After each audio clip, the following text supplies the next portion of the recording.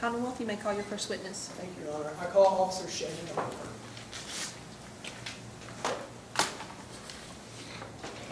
You would raise your right hand. Do you swear or affirm to tell the truth, the whole truth, and nothing but the truth? Yes, ma'am. Please have a seat and state your name for the record. Shannon Oliver. Begin your questioning. Thank you, Your Honor. Shannon, if you would, please tell the ladies and gentlemen how you're employed. I'm employed with the Eddyville Police Department. Shannon, do you recall whether or not you had an occasion to be working on or about August the 21st of 2020? Yes.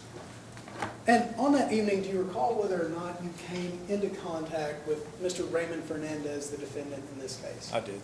Shannon, were you just working general patrol that night? Yes. Okay.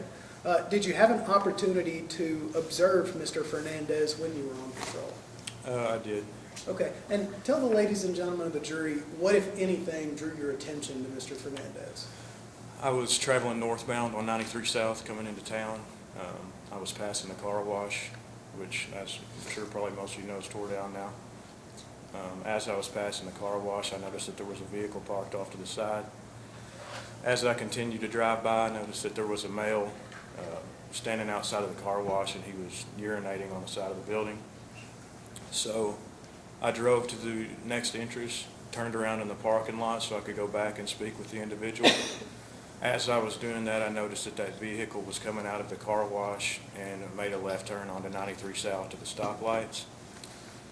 Then made a left turn westbound onto 62 where I conducted a traffic stop. When I approached the vehicle, that's when I spoke with Mr. Fernandez. And let me pause you for just a minute. Okay. Did you initially do a traffic stop on Mr. Fernandez because of something about his driving or to discuss the urinating in public with him? I was just going to discuss the urinating issue. Your Honor, So may we approach? May. I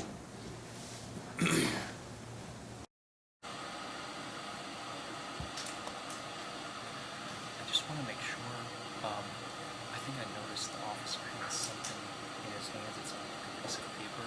I imagine it's a copy of the citation, maybe it's his own notes. I don't know what it is.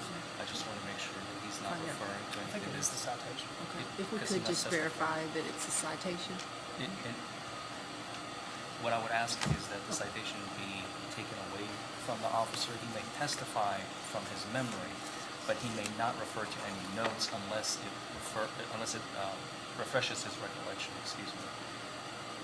Response? I think that's why he's got it there. I don't believe that he's looking at it. I just think that if he's called upon to look at a citation, he has it with him on the stand. Well, what I would prefer is if he doesn't remember a certain fact, that he may refer to the citation and he may ask for it because he does not remember a fact, but he may not simply continuously refer to the citation and see what happened on the night of the event of the events that transpired on August 21st, 2020. He must testify from memory, so says the law. I'm happy to have him read the citation here, and then if he needs it, he can take it. Why don't you take that, and if he needs to have refreshed his memory, then Sure. Thank so you. that's fine. Okay, you may proceed. So, Your Honor, or I'm sorry, Shannon, whenever you initially pulled the gentleman over, was it for some traffic offense that he committed, or was it to address, hey, let's not be urinating on the side of the car? I was just going to address that issue. Okay. And could you see him urinating on the side of the car wash, just driving up and down Highway 93 South? Yes. Okay. All right. So then you said you saw the gentleman pull out from the car wash and head towards 62. Correct. If you would, pick up on your testimony from there about when you encountered Mr. Fernandez. Well, I conducted the traffic stop on 62 West, approached the driver's side. Spoke with Mr. Fernandez, and while I was speaking with him, I could smell alcohol coming from the vehicle. While I was asking for license information, insurance, I noticed that his speech seemed to be a little bit slurred. I asked him to exit the vehicle so I could conduct some field sobriety tests. First test that I conducted was I attempted to conduct the horizontal gaze nystagmus, which requires an individual to not move their head back and forth as I conduct an eye test. And what we're trying to see is nystagmus, which is an involuntary twitching of the eyes if somebody's under the influence of alcohol. While I was attempting to do that, I wasn't able to complete the test because Mr. Fernandez continued to move his head back and forth. so we moved on to another test, which was a one-leg stand, which basically just requires a person stand on one leg with their arms down at their side and count out loud. During that test, Mr. Fernandez was using his arms for balance to keep from putting his foot down. We also did the walk and turn, which basically has the individual walk heel to toe as they're counting out loud. When Mr. Fernandez started that test, he lost his balance at the first step. After we completed the test, and based on everything that I had seen, I didn't feel comfortable letting Mr. Fernandez drive at that point. I felt like that he was a danger to himself and the others on the road if I let him leave, so he was placed under arrest, transported over to Lyon County Jail. Once we're there, I'm required to read what's called an implied consent that will basically explain everything as far as the intoxilizer. Mr. Fernandez had stated to me that he had only had a couple of beers that night. I told him that if he had only had a couple of beers, then he would be legal to drive. Your alcohol level wouldn't be high enough to be over an 08. But I also told him that if he had had more to drink, that the intoxilizer would show that. So he was read the implied consent. He then refused the breath test. And then at that point, he was picked up by the jailer and transported. Shannon, whenever you first came into contact with Mr. Fernandez, did you say that you smelled the odor of what you thought was alcohol? Yes. Is that why you got the gentleman outside of his vehicle? Yes. Okay. What else did you notice about him whenever you got him outside of his vehicle? Basically, like I said, I could smell the odor of alcohol on him. His speech was a bit slurred. He was a little bit unsteady on his feet. And then, as I mentioned through the test, there were a couple of things that he did that I noticed that led me to believe that he was under the influence. At what point in time, well, let me back up. Did Mr. Fernandez admit to you that he had been drinking alcohol that evening? He did. At what point in time did he make that admission to you? Well, once I was out speaking with him behind the vehicle before we conducted the test, he said, I believe he said that he had been in his brother's residence and that he had drank a couple of beers there. Did you tell Mr. Fernandez that you were trying to ascertain whether or not he was good to continue driving that night? Yes.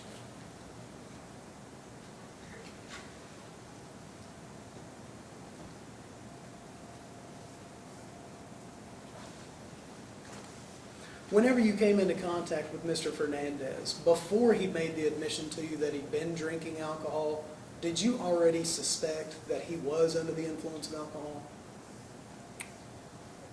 Can you repeat that again?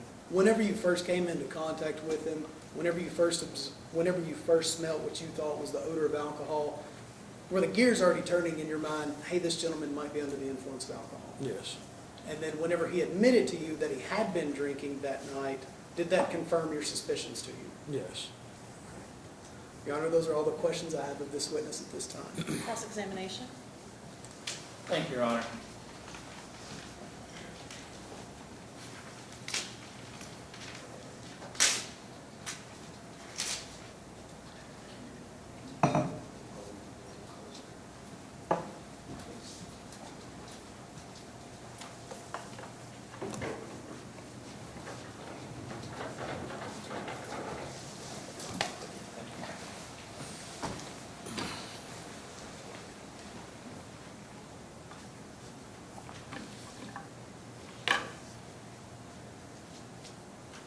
Officer Oliver, good afternoon. Good afternoon.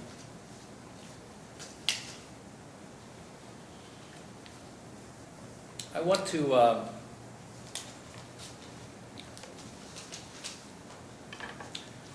talk a little bit about your training.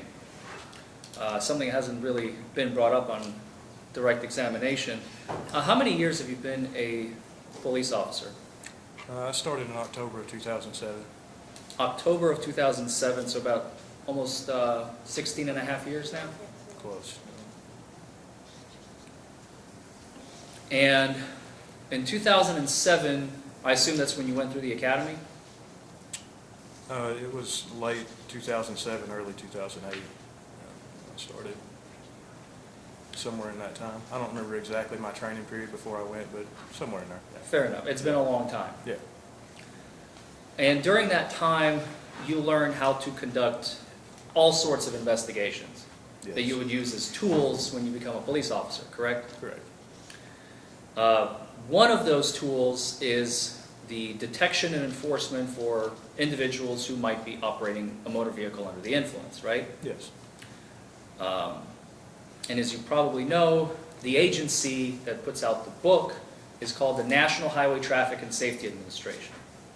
Yes. Does that ring a bell? Yes. Okay. Shorthand, they call it NHTSA, NHTSA. So, NHTSA also puts out several follow-up trainings. Have you completed any of those since 2007 with regards to DUI detection and enforcement? Any refresher courses? We do the training with the intoxilizer every 2 years where we certify on that. The only required training that we have is just what we complete there at the CAT Training Academy. Okay, let's back up just for a minute. So, the training you just mentioned, the training that you redo every 2 years, that only has to do with the intoxilizer machine, correct? Yes. That's just how to operate it, make sure that you're certified, you're up to date on all the snuff, Yes. right? Yes. Has nothing to do with going on the street and conducting field sobriety tests, No. correct? Correct. Okay. So, basically, what I'm hearing you say, and please correct me if I'm wrong, you have not had any supplemental DUI training since 2007, 2008. No. Okay. Now, during your training in 2007, 2008, one of the things that you were taught as a future police officer is how to write citations, Yes. right? Citations are important because they document what happened with this particular case, Yes. right? And so you were taught that they must be accurate, Yes. complete, Yes. and truthful, Yes. right? Those are the three core principles. Yes. Because in the future, people would rely on the citation, on the information that you included in the citation, correct? Correct. Like here we are today. Mr. Wilson is relying on it, right? Yes. I'm relying on it. The jurors are relying on it, right? So, and in this case, by the way, you did not have any type of body camera or in-car camera of any sort. No. And you did not complete any supplemental reports in this case. No. So all the evidence that you have completed and documented in this case rests in this uniform citation. Would that be fair to say? Yes.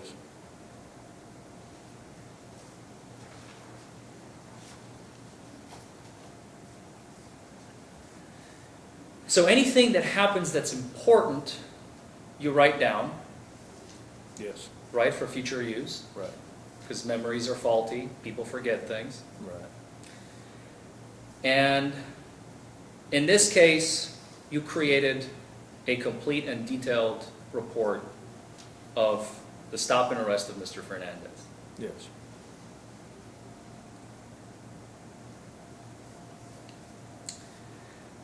I know it's been a while, but do you remember from the academy during the training on citations and writing DUI reports, and specifically DUI uniform citations, there's a slide that says, remember, if you didn't write it down, it didn't happen. I don't recall that specifically, but I understand what you're saying. Does it ring a vague bell? Sure. Okay. So, you testified just a few moments ago that you pulled Mr. Fernandez over because you saw him previously urinating on the side of a car wash Yes. here in Eddyville.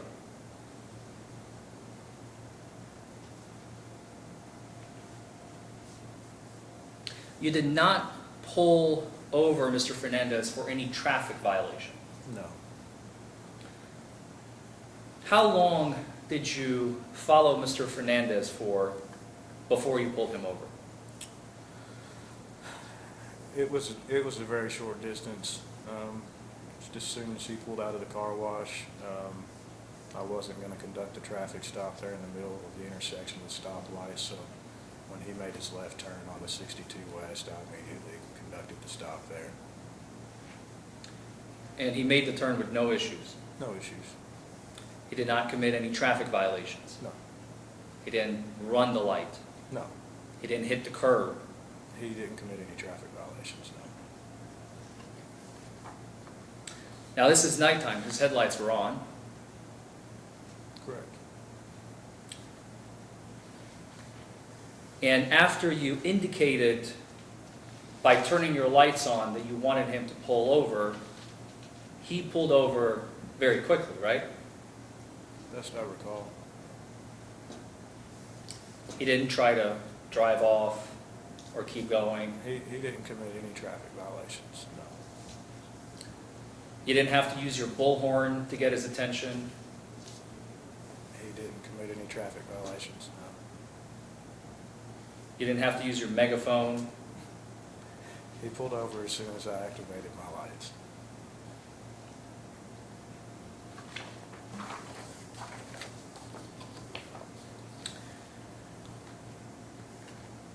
All right, so after you stop Mr. Fernandez, and he's already pulled over to the side of the road, you pull up behind him, you get out of the car, and you approach his driver's side window, right? Yes.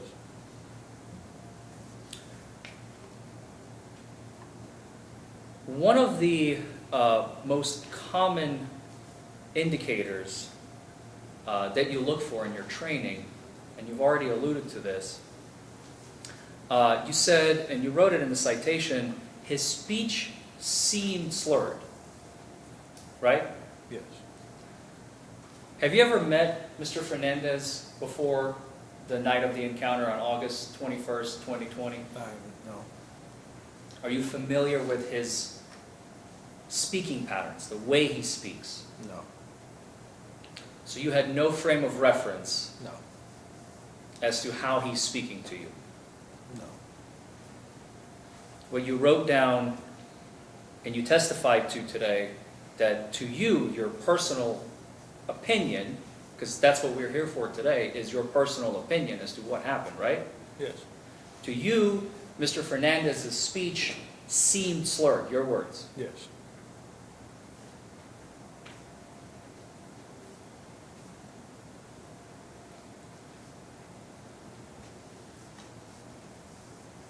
Now, some other common indicators that you look for in an individual who you suspect to be under the influence are, for example, bloodshot eyes, right? Yes. You did not see Mr. Fernandez having bloodshot eyes in this case, correct? Not that I recall, no. Another indicator is glassy eyes, right? Yes. It You can did not see Mr. Fernandez having glassy eyes. Not that I recall. Otherwise, you would have written it down, wouldn't you? Yeah. Another indicator is having a flushed face. It can be. Mr. Fernandez did not have a flushed face on the night of August 21st, 2020. Not that I recall, no. Otherwise, you would write it down, right? Yeah.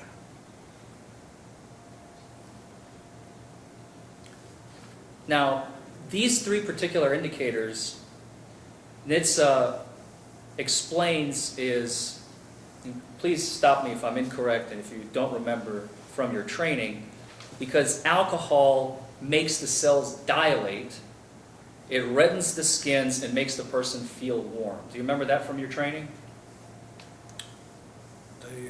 During our training, they may mention multiple things like that, but from my experience of dealing with hundreds of individuals being under the influence, you get different signs from everyone.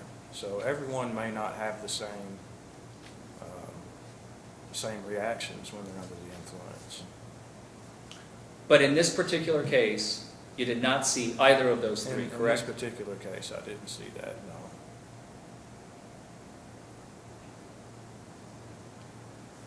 You've also stated that at some point, Mr. Fernandez admitted to you that he did have a couple of beers that night, correct? Yes.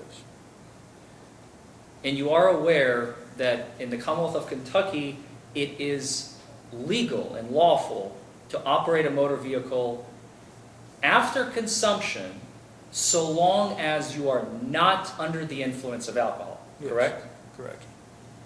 So it's not illegal to drink and then drive, right? Correct. It's illegal to drink and then drive under the influence. Yes. That's the law in Kentucky, right? Yes.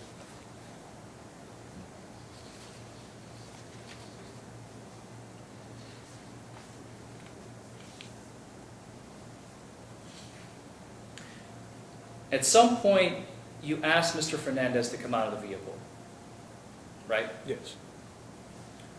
And you asked him if he would perform some field sobriety tests for you. Yes.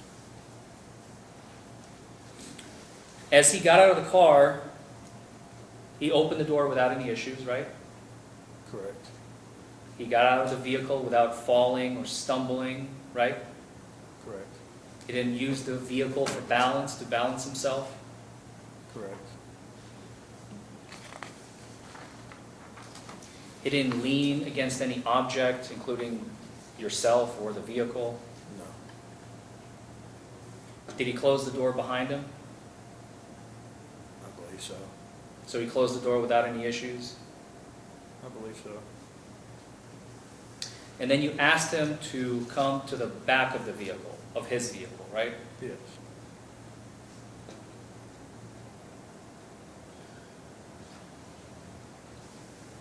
As he was walking, he didn't trip,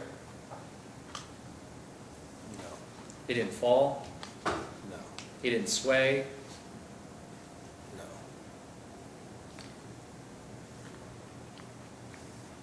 Do you recall Mr. Fernandez telling you that he had a 15 or 16-hour drive the day before coming in from Florida? No, I don't recall.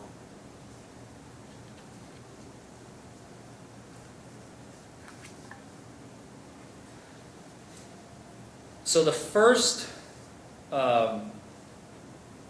test that you decided to administer is we call it the HGN, right? And Mr. Wilson already correctly pointed out it's a convoluted term. I just like to call it the follow my finger test. Would that be a fair assessment as to what it is? Yes. Because the individual is supposed to follow your finger as you traverse the finger across their line of vision, right? Correct. How many clues are on the HGN? There is,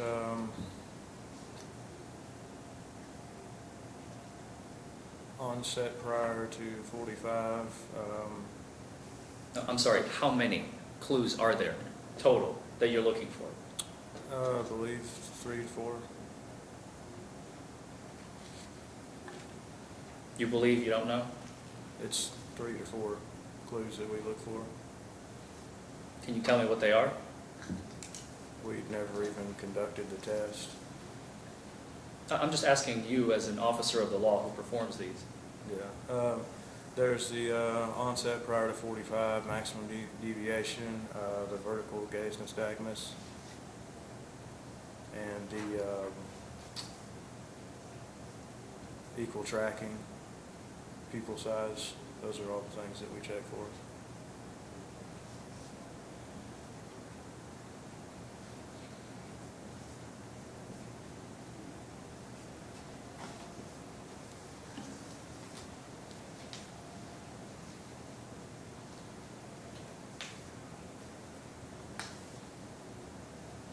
Let's move on to the next test, which, please clarify for me because I'm a little confused.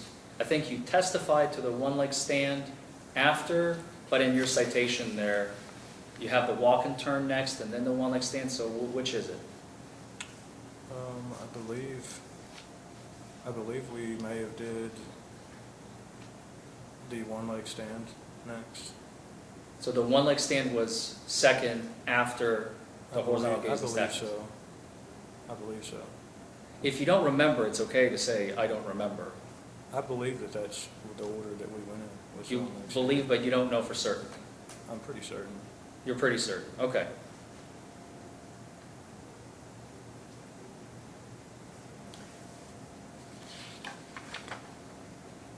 So on the one-leg stand, how many clues are there? We're basically just looking to see anyone that keeps their arms down their side. They're given instruction to raise either foot of their choice approximately 6 inches off the ground, toe pointed out, and they're to count out loud. We look for approximately 30 seconds. And basically just looking to see if they can follow those instructions. Are you aware that there is a standardized National Highway Traffic and Safety Administration manual that you learned from in 2007 and 2008 that looks for exactly 4 clues? Do you not remember those clues? Naming them specifically, I can't name them specifically from the book. I give instruction to the test, and what clues that they show after taking that test is what I document. But your testimony here today is you do not have them by memory. You don't remember I the don't clues. have them specifically from the book by memory, no. Okay.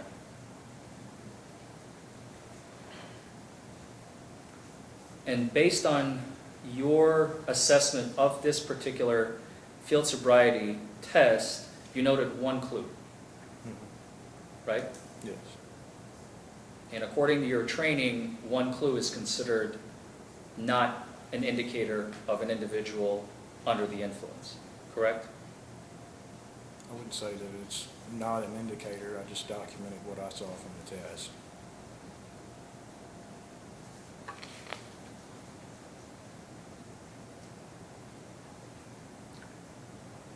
How long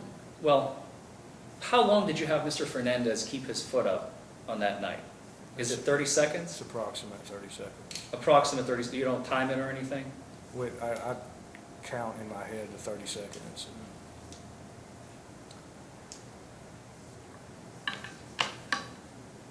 Put a timer on.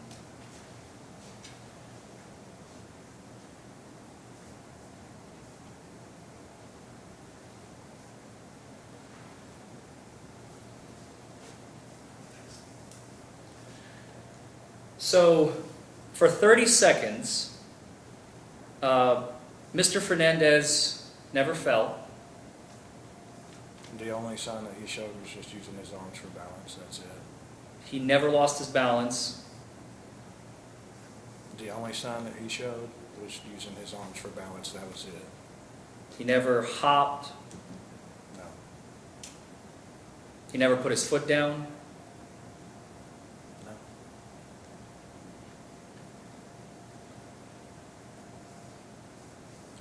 I just want everybody to get a sense of what 30 seconds feels like. I'm starting the timer right now.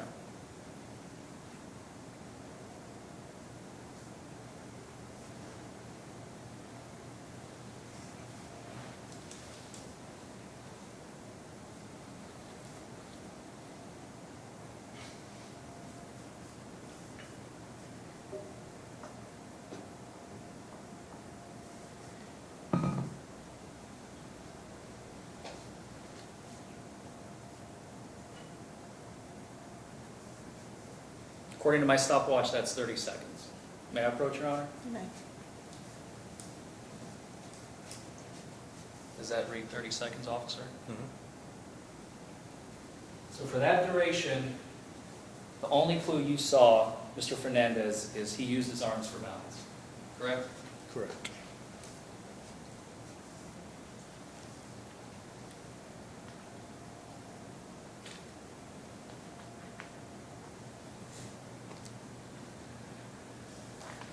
Next, you did the walk and turn, correct? Yes.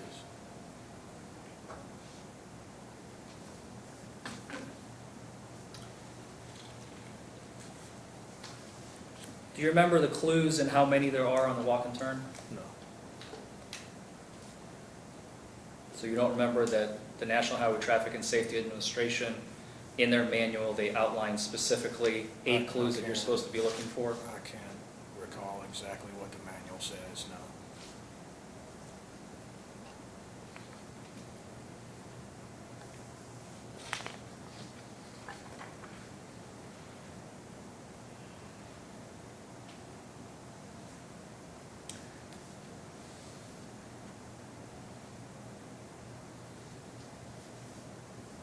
You are aware that there are 8 clues, correct? Correct. One of them is when the suspect can't keep their balance during the instruction phase. Does that ring a bell? Yes. Starting too soon is number 2. Stops while walking. Does not touch heel to toe. Steps off the line. Using arms for balance. Performing an improper turn. And taking an incorrect number of steps. Does any of those ring a bell? Yes. Would that be a fair assessment from your memory based on what I just said, that those are the 8 clues? Yes.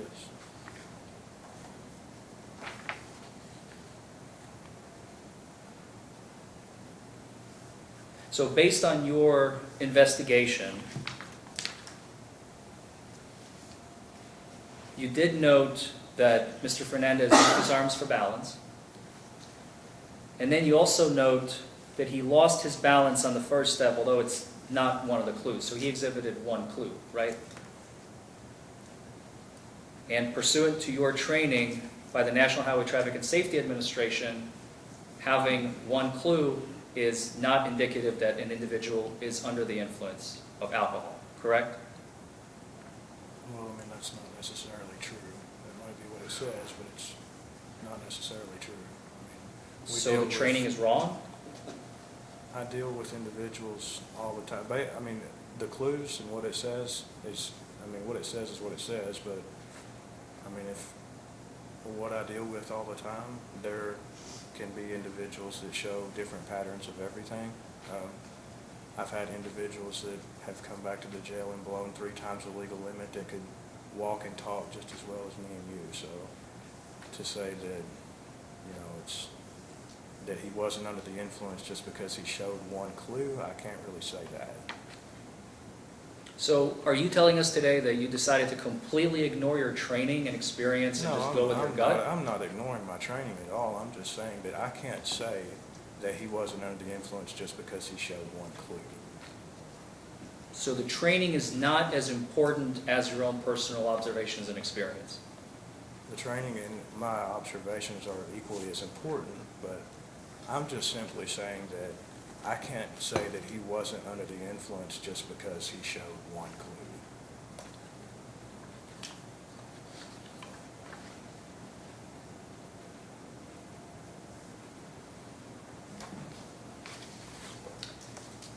Do you recall from your training, again, I have to go back to, I know I keep bringing it up, but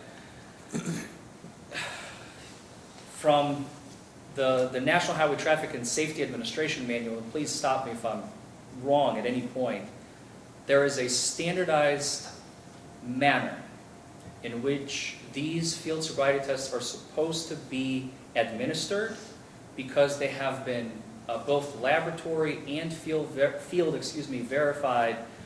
There was the Sacramento test that they conducted in the 70s, and then there was the Colorado, and I believe New York was the 3rd one, although I'm a little shaky on the 3rd one. Does that ring any bells? Check to the form of the question. I don't think that's a question. I think that's a testimony. Do you have a question? I will rephrase that as a question, Your Honor. My apologies. Are you aware, officer, that the training promulgated by the National Highway Traffic and Safety Administration stems from research that was done in the 70s and 80s? I'm not aware of that, no. And are you aware of the fact that it's been standardized and tested in the field and in laboratory? Yes. Okay. Part of that training requires you to not conduct the tests on certain types of individuals. Are you aware of that? Yes. People with inner ear problems, right? Because it causes balance dysfunction, so they may not be impaired but show clues of impairment, right? Yes. Individuals who have problems with their legs, have had maybe surgery or something like that, right? Yes. And individuals over the age of 65 should not be administered these tests. I was always trained that if the individual was physically capable of doing the test, we could conduct the test. Do you agree with me, though, that that's what your training says? That individuals over the age of 65 may have difficulties with these tests? Yes.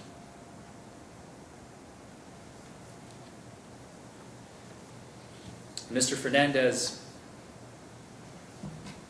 at the time of the stop, was 65 years old, correct? I believe so. Would you like to see the citation to verify his date of birth for certainty? I believe you. It's fine. Okay.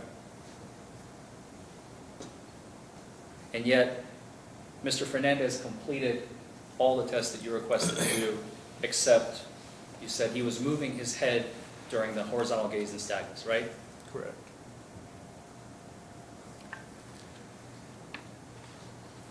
After all of that, you decided to arrest Mr. Fernandez. Yes. He was very cooperative. He was. He didn't try to resist No. or flee or run or tussle with you, and nothing of the nature, Nothing right? like that, no. He didn't quarrel with you or try to argue with you, No. talk his way out of it. No. He was very compliant. Yes.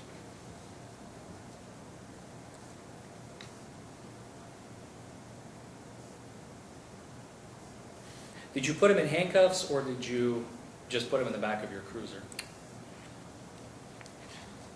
I believe that, like you said, he was cooperative. I spoke with him. I believe he was just sitting in the back of the cruiser. So you didn't even use handcuffs? No.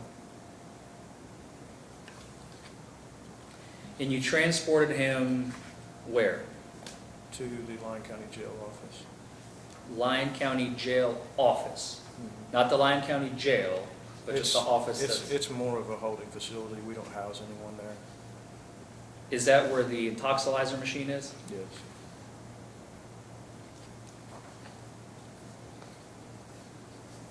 Are there video cameras anywhere in that jail office facility? No. There are no cameras in the jail office facility at all? No. There are no cameras inside No. and no cameras outside No. of the jail facility? Correct.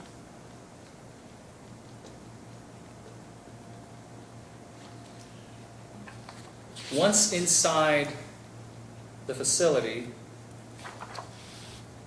you read Mr. Fernandez the implied consent, right? Yes.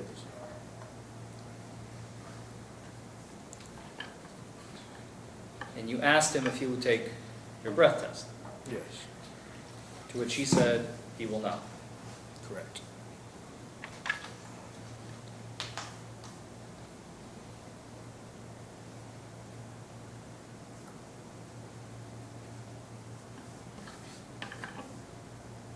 If I may have a moment, Your Honor.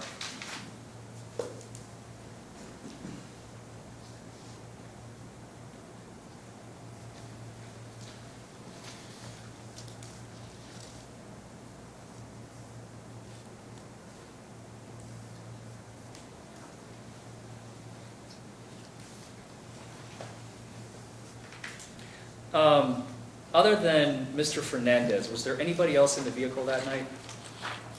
His wife. His wife was in the vehicle? Yes. Was she a passenger? Yes. Did you ever document any conversation with the passenger? No, Did you have any conversations with the passenger? not that I recall. You did not exchange any words between yourself and Mr. Fernandez's wife? If I did, I would have explained the situation to her. I don't recall really any detailed conversation with her. What happened to the vehicle? I believe that it was released to her, if I recall, but I don't remember if it was towed or if it was released to her. Well, you never documented it, so I have no frame of reference. That's why I'm asking you. No, I don't. If she had not been drinking and had a license, it would have been released to her. Was there anybody else on scene with you conducting the investigation? No. It was just you? Yes.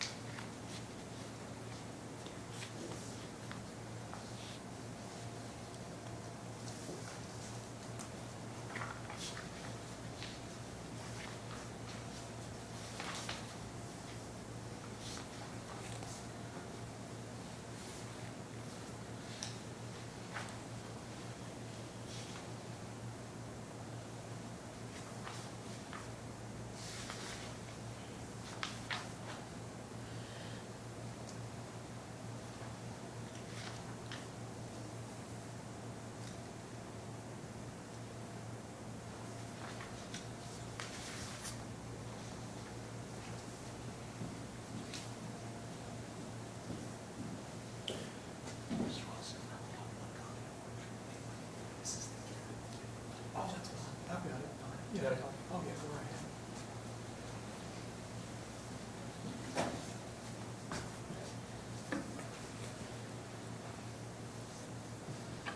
So, Officer Oliver, I would just like for you to clarify something for me, if you don't mind. We're in possession of some evidence from the prosecution that we received early on in the litigation. It is a CAD detail. Do you know what a CAD detail is? Yeah. It's a computer-assisted dispatch detail report, right? Yes. And the CAD lists the dispatch agent over at dispatch headquarters. They're in front of a computer. They sit on with a little headset, right? And they do the 911, what's your emergency routine, right? Yes. And then they radio in officers. We need assistance with this situation at this location and such. We need some unit here and there, and so on and so forth, right? Yes. Okay. Well, and I apologize, I only brought one copy because I was not expecting to use it today. There is a notation, and you're more than welcome to take a look at it if I may approach, Your Honor. You may. So you may clarify who is Mr. Seth Poole with the Lyon County Sheriff's Office that was dispatched en route and on site at the exact same time that you were at that location? He works with he's a deputy with the Sheriff's Department. I don't know, I don't know why it was catted that he was on scene there, because when we were conducting this investigation, he wasn't there, so I don't know what the situation is with that. I can't say what the dispatchers put in their paperwork or whatnot, so I don't know. If he showed up after the fact, and assisted with the vehicle, possibly, I don't know. If I may approach, Your Honor? Like I said, I apologize. I would have, I just didn't expect to use this. I would have had another copy, but please, correct me if I'm wrong. The dispatch time for Mr. Seth Poole with the Lyon County Sheriff's Office says 21st of August 20 at military time 21:26:17. Does that look right? That he was dispatched en route at 21:26 the same time, and then on scene at 21:26. I mean, About a second apart. Yeah, it doesn't really make any sense. I don't know why.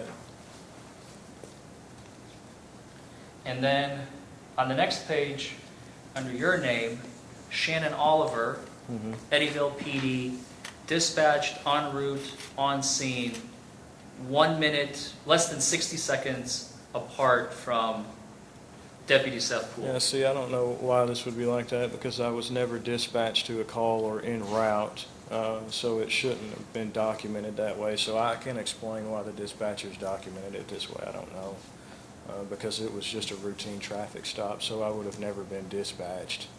So I can't explain these times, and unless Deputy Poole would have been right there with me, it's impossible for him to be dispatched en route and on scene in the same minute, and he wasn't with me, so I can't explain why the dispatchers documented it that way. When you are about to make a stop of a foreign vehicle, do you radio it in? When I'm conducting a traffic stop, we'll advise dispatch that we're making a traffic stop, and we'll give them tag information and our location. Did you do it in this case? Yes.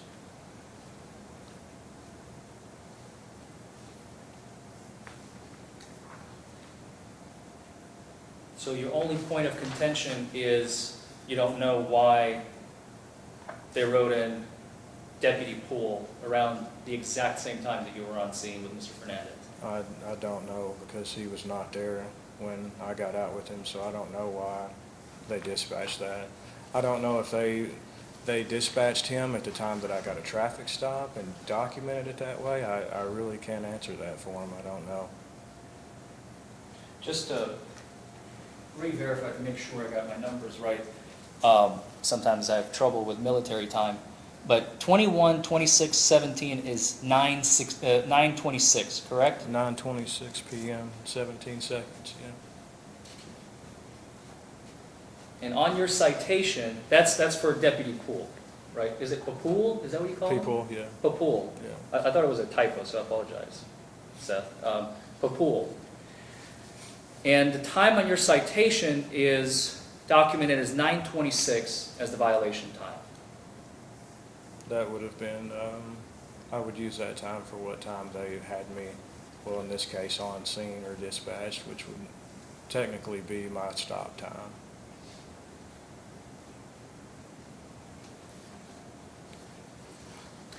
And it is your testimony here today that Deputy Poole was never present on scene? If he was present there with the vehicle, While you were there, excuse me, allow me to modify. he may have been, but throughout my traffic stop, no. You did not see him? If he showed up at the end, possibly, I'm not sure, I don't remember, but, no, I mean, he was not with me when I conducted the stop. For the duration of the night, let's say from 9:26 until the arrest was made, you have no recollection, you don't remember whether or not Deputy Poole was with you or not? When I conducted the traffic stop, he was not with me. If he showed up at a later point to deal with the vehicle, sometimes we do that. If somebody needs to stand by with a vehicle or something, then we do that. And if that was the case, it may have happened, I don't recall. You don't recall? Okay, that's what I was looking for. I'm not asking you to speculate, I'm asking you a question of whether you saw, heard, smelled Deputy Poole. Was he there or not there? What I'm hearing you say is you don't remember if he was or not. Is that correct? Right, yeah. I mean, Okay. he may have showed up at the end, I don't remember. You just don't remember? Yeah. Okay.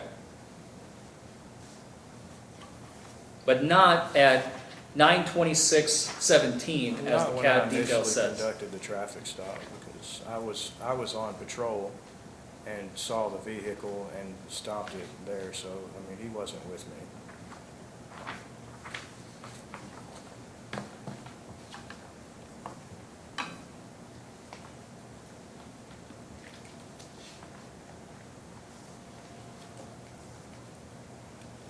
Can I have one more moment, Your Honor?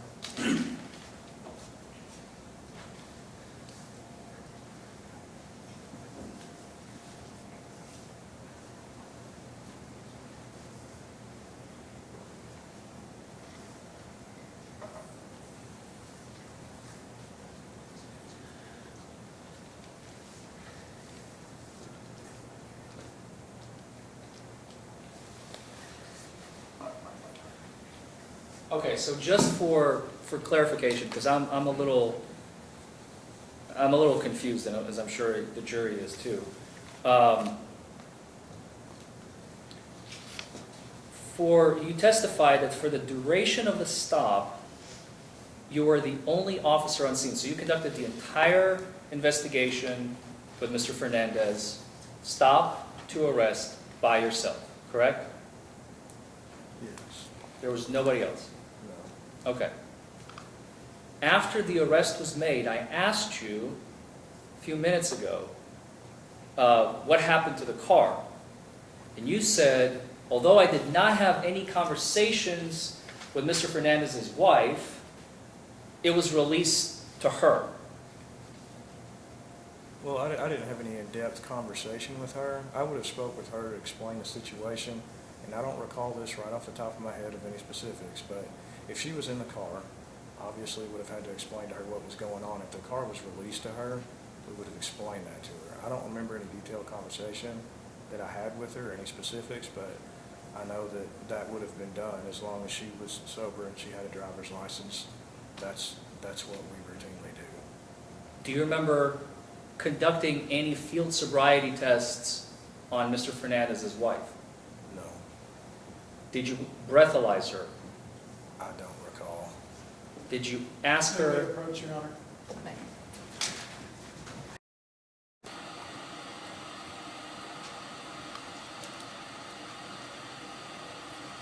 We're getting pretty close in the PPT territory on the wife. I think it's going to raise questions. I think the question already being asked about breathalyzing her on the side of the road, I think we were over that line. Your Honor, since I'm asking about a completely different witness, I'm not asking about my client. I think that does not open the door whatsoever. How is that relevant? Well, because if the officer did not conduct a full investigation to make sure that the passenger is sober enough to drive the vehicle, it goes to the heart of his credibility as a police officer. If he just thinks, it's my determination, he seems sober, go ahead, that goes to his credibility in front of the jury as a police officer. If you can keep it in line with the credibility, I'll allow it. It's getting very close though. Okay, thank you.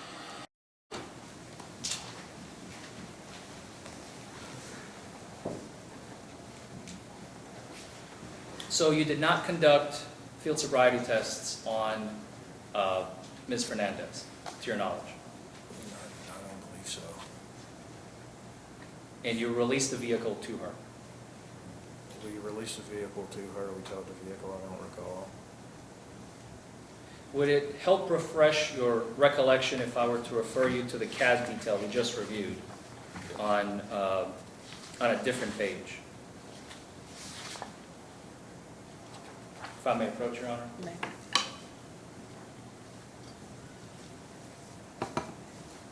Remarks by Agent Samantha on the 21st of August at 9:37:27.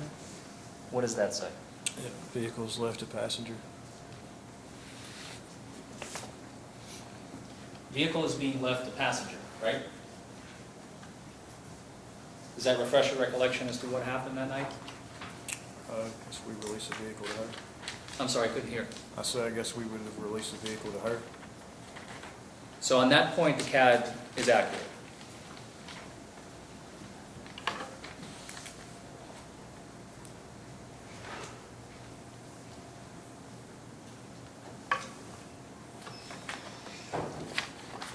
That's all the questions I have, Your Honor. Redirect. Just briefly, Your Honor. Shannon, I just want to follow up with something you said about how, over the course of your law enforcement career, people exhibit being under the influence of alcohol differently. That was your answer to one of the questions. What did you mean by that? What do you mean people exhibit being under the influence of alcohol differently? Your Honor, may we approach? Yes.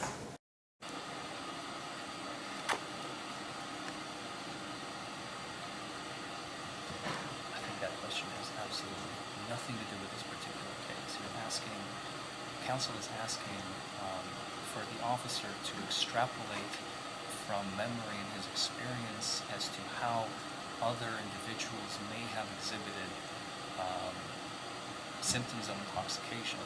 Here we are talking about Mr. Fernandez. The jury's not here to decide the fate of Lyon County. It was It was brought out and crossed. Yeah, I mean, he spent 5 minutes on this point. He's already opened the door to this. I tend to agree on that. I'm going to allow. Thank you, Your Honor.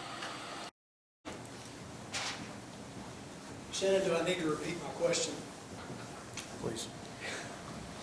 So, on cross-examination, you were asked and you stated that people exhibit being under the influence of alcohol differently, based upon your career, your training.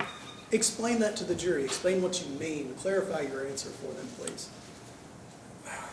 When you're dealing with all kinds of different individuals, depending on level of intoxication, frequency of how often that person may drink, everyone reacts differently to being under the influence. Some people may not be able to drink as much as someone else and show more signs. And like I said, I've had individuals that I remember specifically that could go into the jail, blow into the toxilizer, blow 3 times the legal limit, and could walk and talk just as well as any of us. When in this circumstance, when we have someone that does not offer a blood alcohol sample, when they refuse that, we have to go based off of our judgment as to what we see them doing throughout the night with the test and everything. So, and it's based on my judgment and my experience that I've had over the years that I believe that he was under the influence and he wasn't safe to be on the road, which is why he was placed under arrest. And Shannon, Your Honor, may we approach?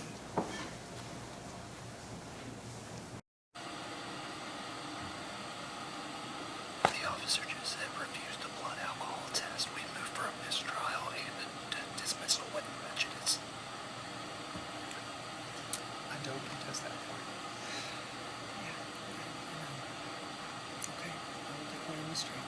And a dismissal. I won't declare a dismissal. Dismissal, there's just a mistrial. I will declare a The mistrial. Commonwealth elicited the testimony, Your Honor. Oh, I did not. I specifically said we're not going to mention that word. I don't believe that was it. I will declare a mistrial. I'm not going to dismiss, but I do believe you're entitled to a mistrial based on that statement. Okay. Thank you, Your Honor.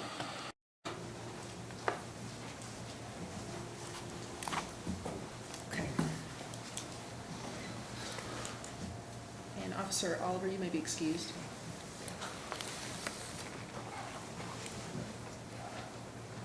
Based on the motion from Mr. Forman and Mr. Bates, the court, after hearing the testimony, I do declare a mistrial in this case. So thank you, members of the jury, for coming here today and being a part of this. Unfortunately, a resolution cannot be reached in this case. This case will need to be retried in front of a new jury. Thank you for your time.